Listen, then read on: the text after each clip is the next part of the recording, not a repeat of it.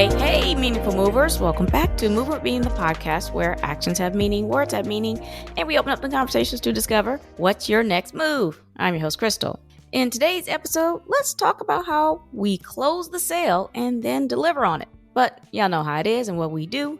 We need to set that thing, so let's go ahead and do that. The word of the day is creativity. This is the ability to create new ideas and solutions from a point of imagination in a unique way. I think this is so powerful because this is where we find out how incredibly resourceful and resilient we truly are. Ever saw yourself backed in a corner or presented with a challenging situation where there was no easy answer? Next thing you know, a light bulb goes off and you figured it out. That's enough of me talking about we introduce our guest, and there's no one better to do that than himself. Craig, why don't you give the people a bit of background about yourself and what you gonna share with us today?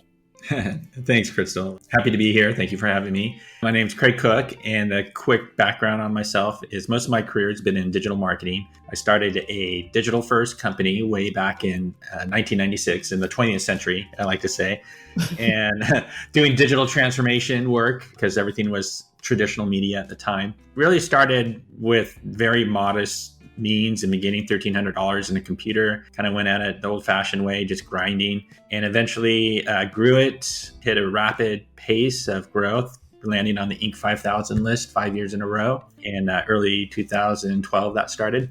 And then eventually sold the company in 2019 to a world-class digital creative agency and stayed on for a few more years as CEO in my existing role. And then in 2022, I decided to start a whole new chapter in life. And here I am today. Fantastic. You know what? That's so awesome. Like everyone is looking for that kind of immediate growth that you just mentioned there. Like to go start something, you have this incredible vision. And then a lot of people kind of, when they hit a bump and they're not getting kind of the results that they want, or that story that you just told, it's kind of like one of those things where it's like, I guess this isn't what I thought it was. How was that for you as far as your growth? How did that work for you? How did it take off? Yeah.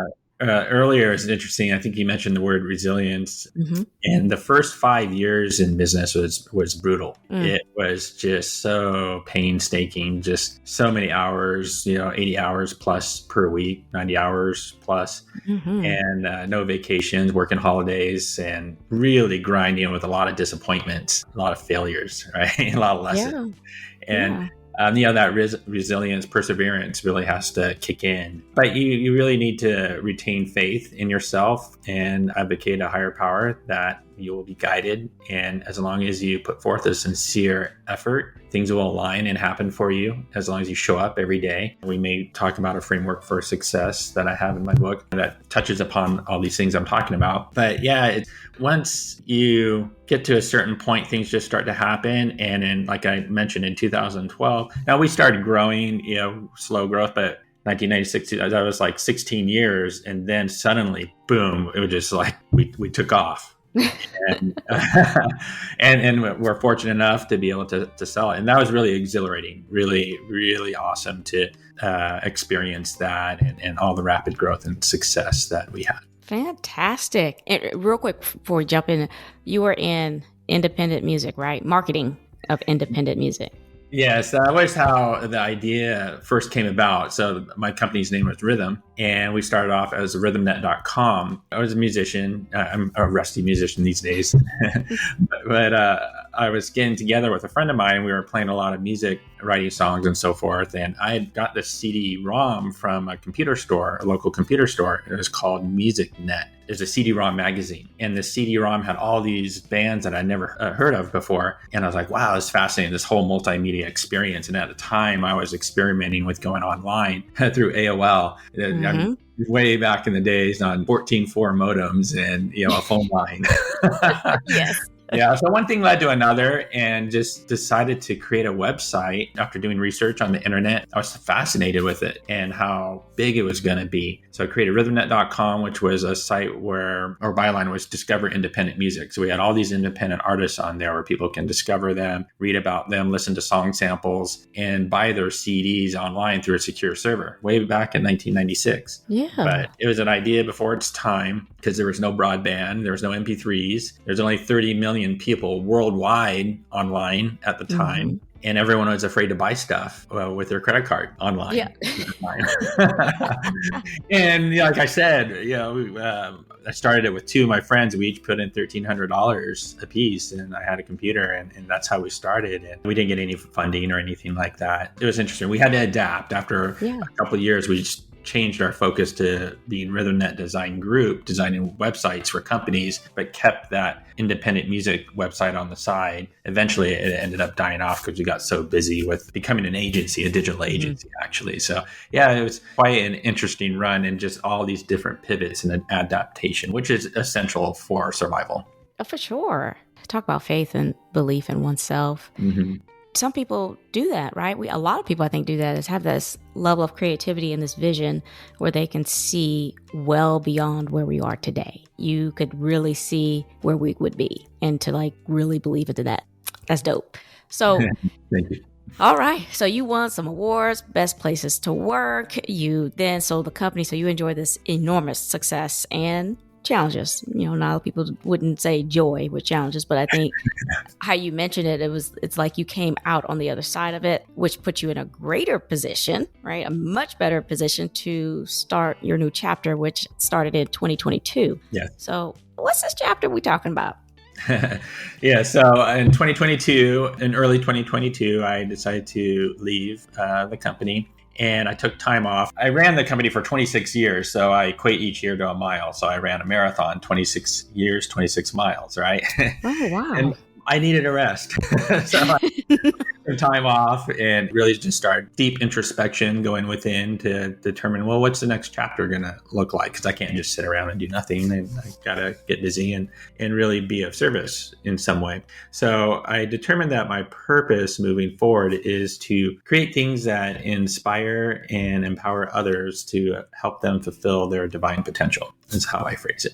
So everything I do is to serve that purpose. A book that I had been working on for over a decade, actually, I had the time to get it finished, and that serves the purpose. My book, Business Kung Fu, is a book meant to inspire and empower entrepreneurs and business professionals in general on their business journey. That is a component to serve that purpose. I'm doing business mentoring through advisory and consulting services, which is helping people and, again, serving that purpose. And then I also am a Qigong practitioner. I'm actually a doctor of Chinese energetic medicine. I just graduated a couple months ago from this doctorate program I was in. And that's another area where I'm of service to others. And I'm kind of blended all together in this interesting way, still working on defining how all that looks like, but it's coming together. For sure. So you started with writing your book, Business Kung Fu. You also went into consulting, right? So it's kind of like, I want to stay in the same vein of what I was doing, still focusing on marketing communications. And you started doing brand development, leadership development. Mm-hmm. What were some things that you found in some of the individuals that you were coaching as far as brand development is concerned?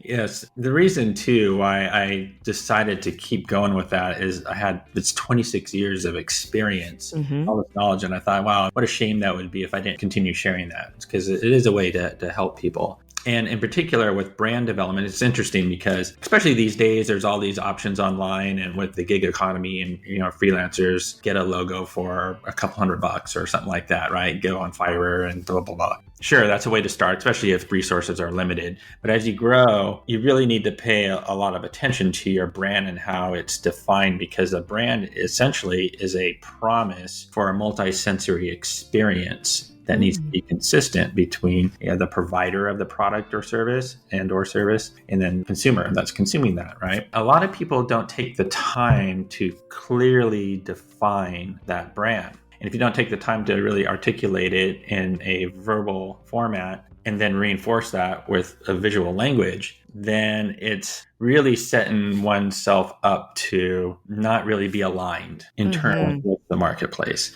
And that's something that I find is just the kind of fast tracking, skipping the steps to really take a step back and in an ideal setting, clearly define that brand. So that's where I start quite often, is with people is to really clearly articulate and define that brand.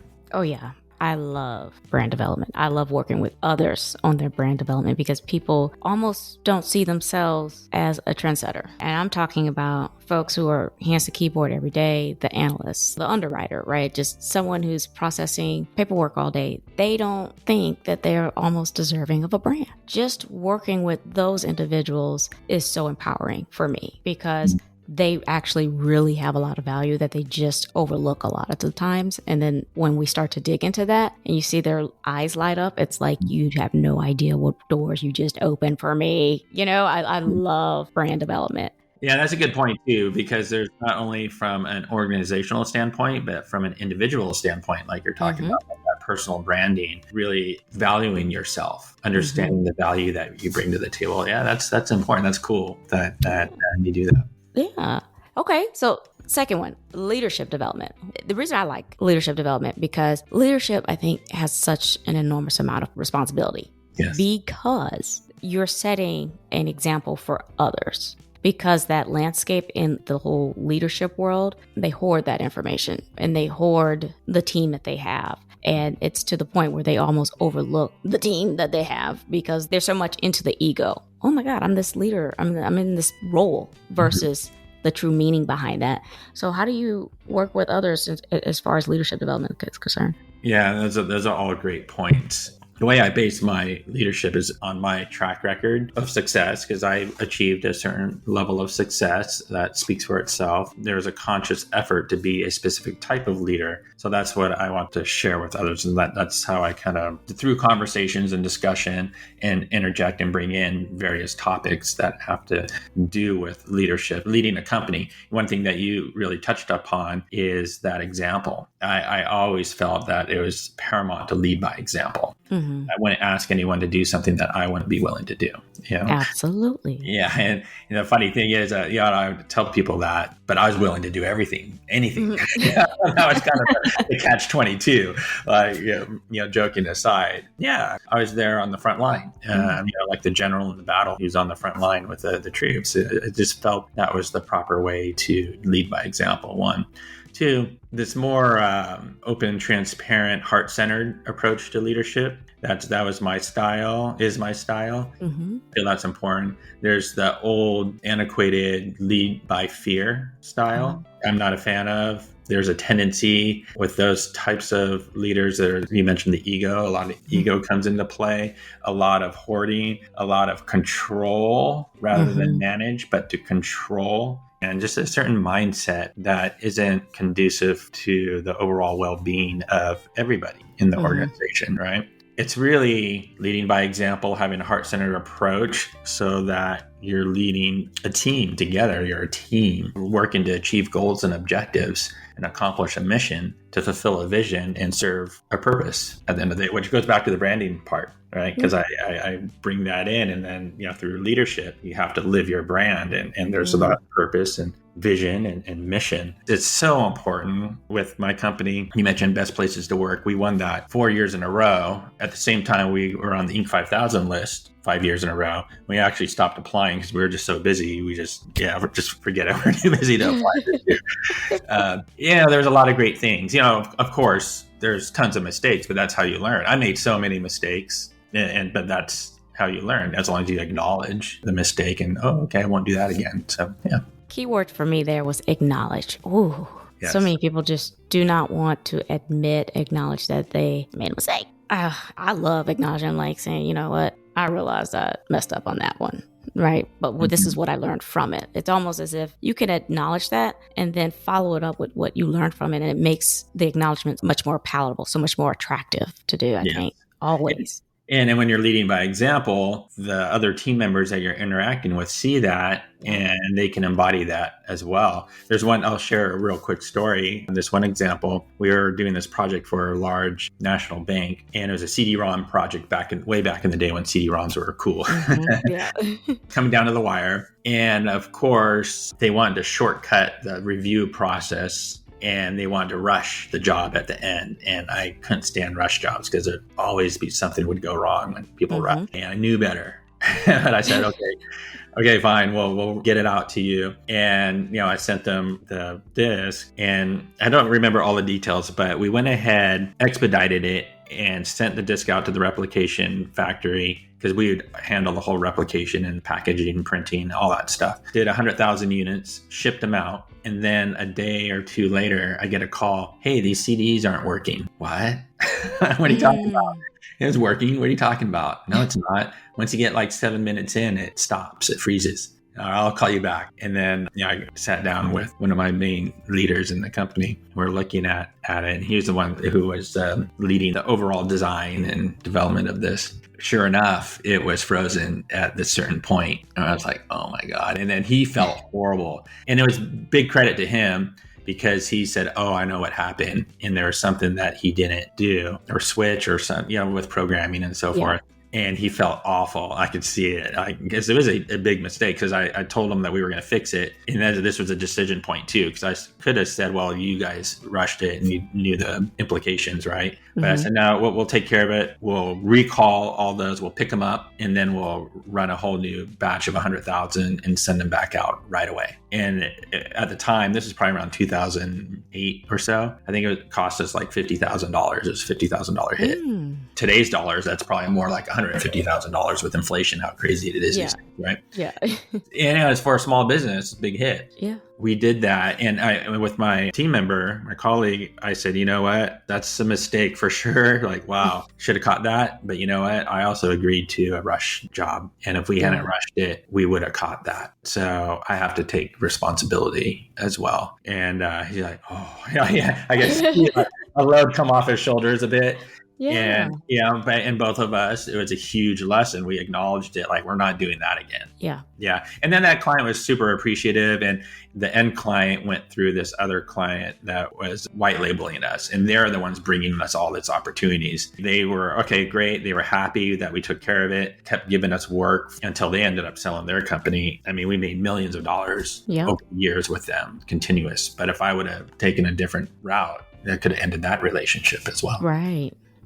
Yeah. Cool. Look at that. So Qi Kung, practitioner. Yes, Qigong, yes. This is pretty cool, because you actually practiced the martial arts, and then you incorporated it into your business. I love doing stuff like this, by the way. So tell me about where this influence came from and this inspiration from the martial arts practice that led you to blending this to higher levels of success? And you mentioned creativity. One aspect of creativity is, I find that I do really well, is taking two different things that I'm passionate about and combining it to create something new. Like when I started the company, this passion for music and a passion for technology blended together to create something new. At the time, I was really training quite a bit with Chinese Kung Fu, is what I trained from age 17 to 25. And I started my company at 25. It was really had a huge impact on my life. It really got me on a positive direction. My teacher was from New York City, and met him at 17. I'm in California. And it was just a really great thing that happened for me in my life. It had such a profound impact. I really thought about the martial arts philosophy and how it applies to everything in life, really. So as I was naturally running the company, I was applying various principles from martial arts into how to have the right mindset, for one, and to be disciplined. And then also, even like from a structural standpoint and a business model standpoint, how to leverage those teachings and principles into the business. And then fast forward to 2014, I came across Qigong, and you mentioned Qigong. And now I had experience with martial Qigong from those days, but then in 2014, I came across a medical Qigong practitioner. And there's 3 branches of Qigong, traditionally martial, medical, and spiritual. This gentleman practiced the medical spiritual part. It had another profound impact on me, because at the time I was really out of balance with myself, just mentally, emotionally, and juggling so much stuff. And it really got me centered and balanced. And it had such a profound impact on me. He asked me if I wanted to learn how to do that work. And I said, absolutely. So I started training and learning how to do that work too. That was in 2014. So it's been 10 years. And like I said, I just graduated from a doctorate program on that. And that's very influential and impactful with what I'm doing today.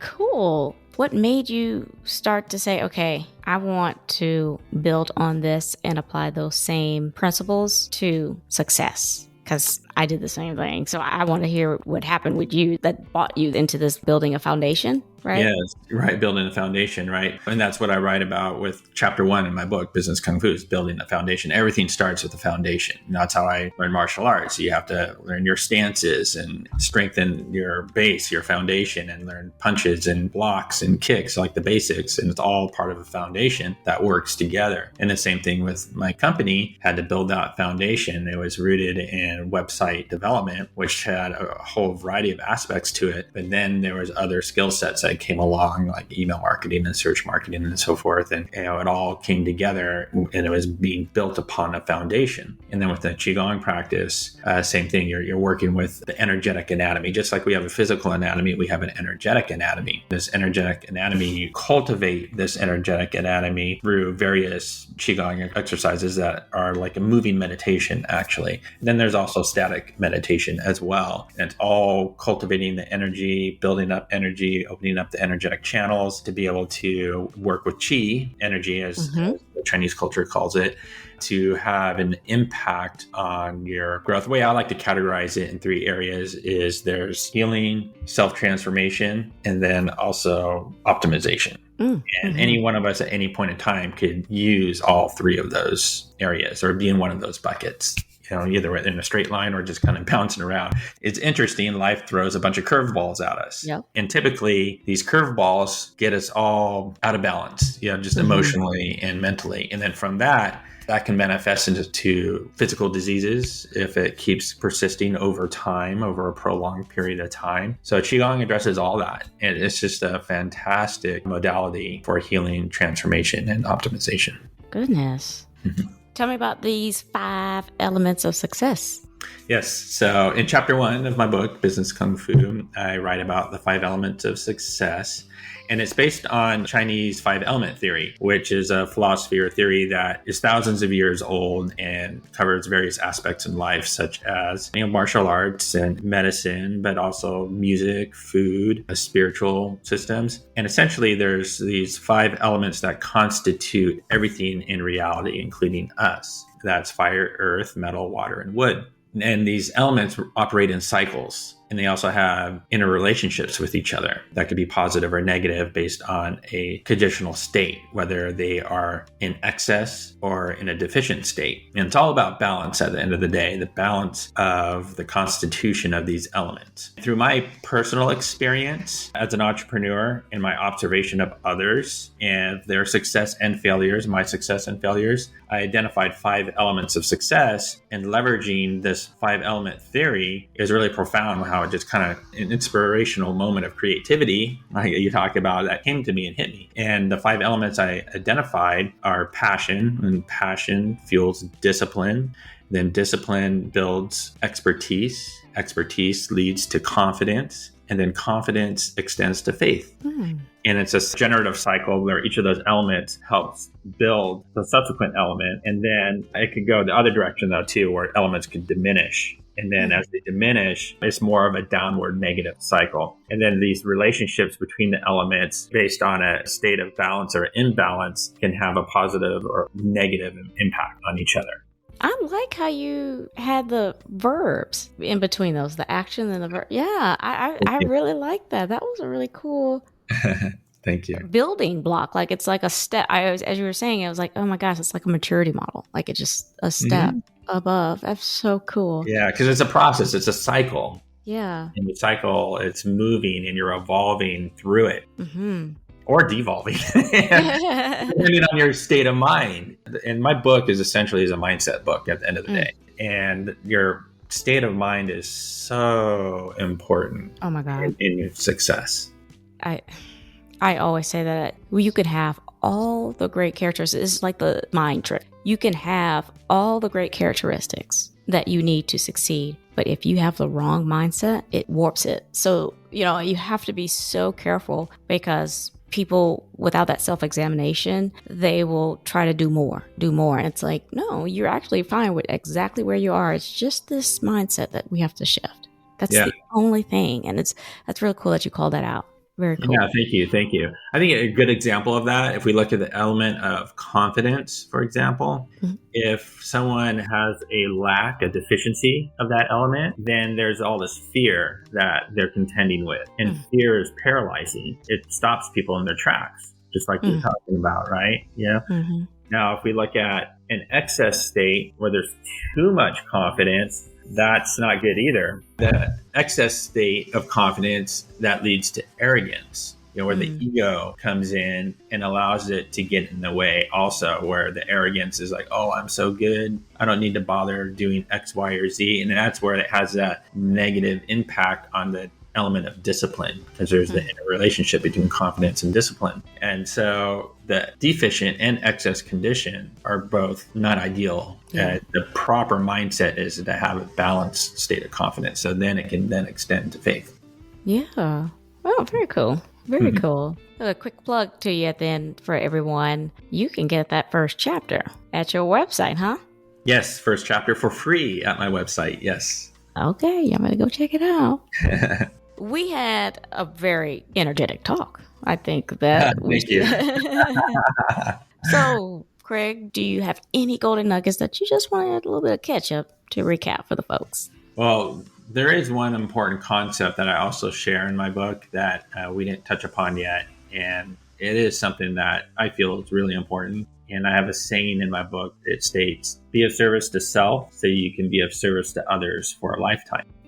I learned this lesson through a bad mistake of mine where I was constantly doing for others and not taking care of myself. And when I started the company, I was in great shape from all the martial arts and strength training that I used to do. And then 10 years later, I was on the opposite end of the spectrum. And then several years after that, I learned I was diagnosed with the condition of diabetes. And it all started to make sense why I had foggy brain and I was crashing at night on the couch and all these things, right? That was impeding my performance and my ability to perform like I used to. So I determined I'm going to beat this and I'm going to do it naturally. I didn't want to take any medication and just went about changing my lifestyle and being of service to myself first. And that's how I started my day, was to be of service to myself. And then over the course of time, I'm happy to report that I've reversed that condition 100%, where I do not have diabetes. That it's all the numbers are good now. And now I have the energy and ability to be of service to others for a lifetime, because I'm not going back to that other state. And I feel like I did when I was in my 20s. It's amazing.